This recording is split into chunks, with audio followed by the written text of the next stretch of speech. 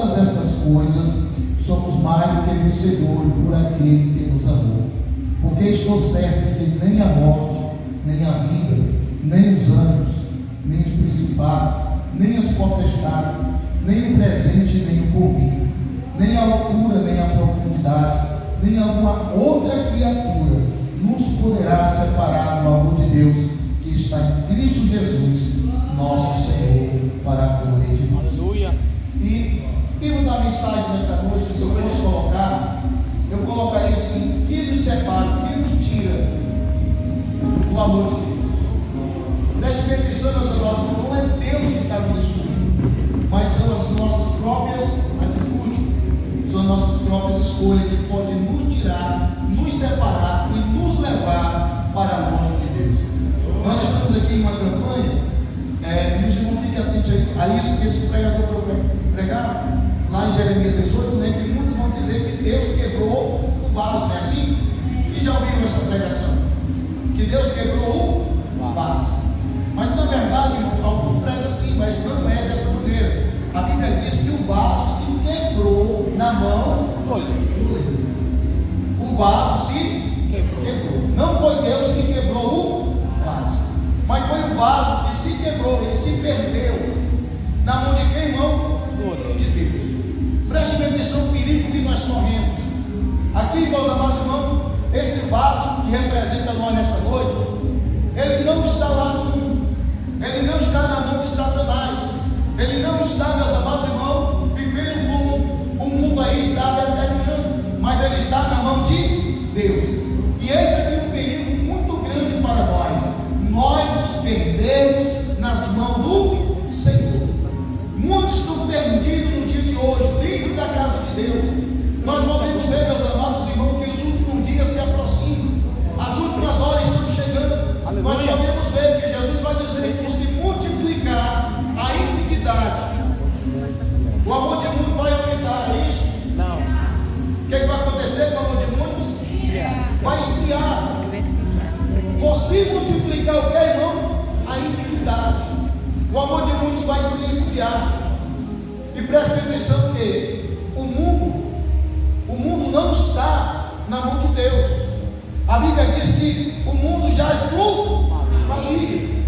E preste atenção que Jesus está falando da igreja. Jesus não está falando daqueles que estão lá no mundo. Quando Jesus diz que o amor de muitos vão se esfriar por conta da iniquidade, Jesus não está falando do mundo, Jesus está falando da igreja. Porque quem tem o amor de Deus, meus amados, não é o mundo, é a igreja. Quem vive em Deus é a igreja. Quem anda nos caminhos do Senhor é a igreja. Mas só que, por se multiplicar a iniquidade, o amor de mundo vai se esfriar. Mas também eu tenho uma notícia boa. Mas aquele, não diz que são todos, mas aquele que perseverar até o fim será salvo para a glória de Deus. E quem sabe essa noite quem quer perseverar até o fim para a glória de Deus? Então eu tenho uma mensagem de Deus para que nós não venhamos nos perder na mão de Deus, para que a gente não venha, meus amados irmãos, passar uma vida na igreja, mas quando chegar naquele dia a gente ser lançado no inferno do lado de fogo. Eu tenho uma notícia muito boa para mim e para você.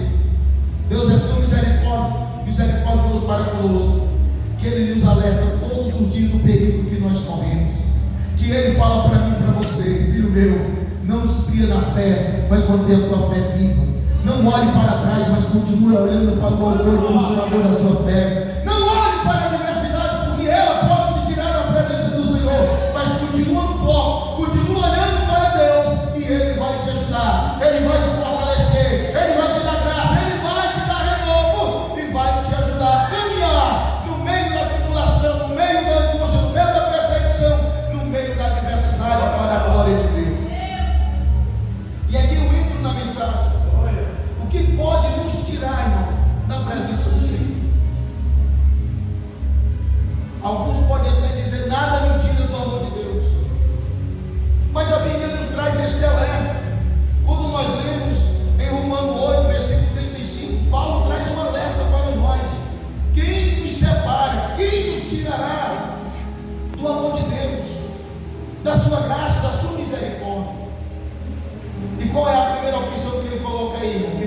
tirar.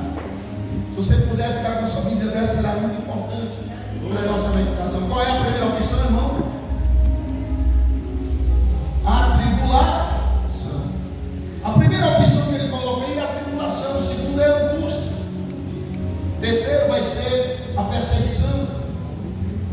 A quarta, meus amados irmãos, que ele vai colocar é a fome. A quinta deles, a sexta, o perigo. A sétima, a espada.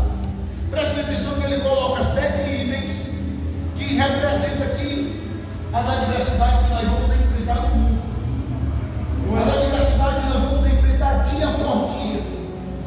Preste atenção que a palavra de Deus ela nos alerta do perigo que nós vamos enfrentar dia por dia. Jesus disse assim lá em João 16:33: se nós estivermos nele, nós teremos paz. Enquanto nós estivermos nesse mundo, nós vamos ter o quê, irmão? Vamos passar pelo quê? Pela aflição, mas eu digo de bom ânimo, porque eu venci o mundo para a glória de Deus. E alguns acrescentam o versículo dizendo: nós também venceremos. Eu creio nisso para a glória de Deus. E Paulo ele traz esta alerta, ele coloca logo a tribulação. Uma pergunta: o que é tribulação?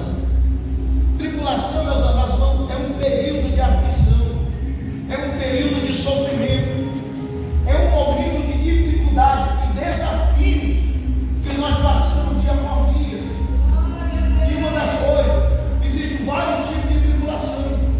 Tem a tribulação que nós mesmos nos colocamos quando nós decidimos desobedecer ou andar na contramão da palavra do Senhor. Tem tribulação que nós escolhemos pelas nossas próprias escolhas, pelas nossas próprias atitudes. Tem tribulação, meus amados, que não é o diabo que traz, somos nós que nos colocamos nela. Amém? Quem entendeu aqui também? Amém. Tem tribulação, não é o diabo que vai trazer, mas somos nós que nos colocamos nela. E olha só, a tribulação, meus amados, o dia da tribulação é um momento de provarmos, é um momento de prova da nossa fé, para saber se a nossa fé está firme ou não, se a nossa fé está realmente na graça, firmada no Espírito Santo.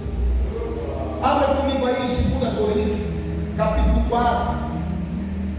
Eu gostaria que os irmãos nos acompanhassem, se fosse possível, pela palavra. 2 Coríntios, capítulo 4, versículo de número 8. Alguém poderia ler?